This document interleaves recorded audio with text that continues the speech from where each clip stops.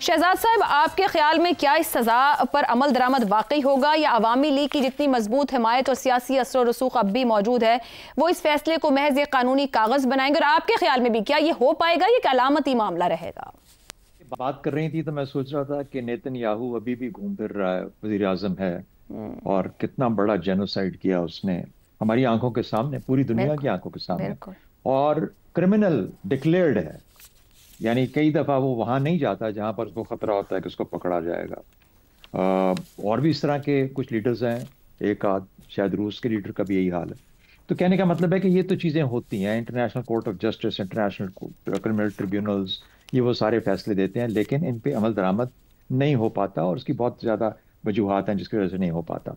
होता क्या है कि जब भी एक अथॉरिटेरियन या आमराना या एक जिसे कहते हैं कि डिक्टेटरशिप टाइप माहौल आता है, इस वक्त अफ्रीका में कुछ ममालिक में ये हो रहा है, सूडान में इस वक्त मामला इसी तरीके से चल रहा है, तो वहां पर बेदरेग कत्ल गारत होती है।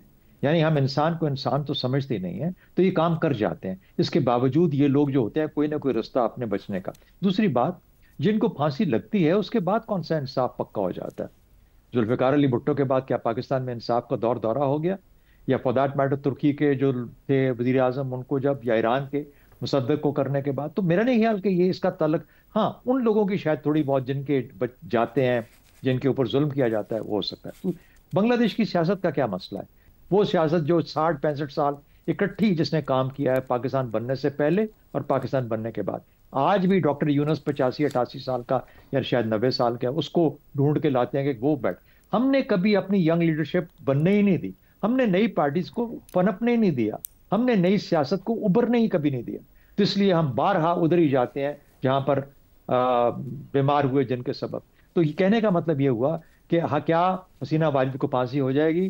कोई हैंड ओवर करेगा तो होगी ना, नहीं होगी, हम्म। जाहिर है। भारत के अंदर बैठी है, भारत में बैठी रहेगी, कोई और मुल्क भी अगर जाना चाहेगी तो चली जाएगी। ऐसे इन चीजों के ऊपर ना फांसियां लगती हैं, ना कोई पकड़े जाते हैं। इस वक्त कितने लोग हैं जो इंटरनेशनल कोर्ट ऑफ जस्टिस से भागे हुए हैं, जिनके ऊपर के कुछ ना कुछ पर्ची होने चाहिए।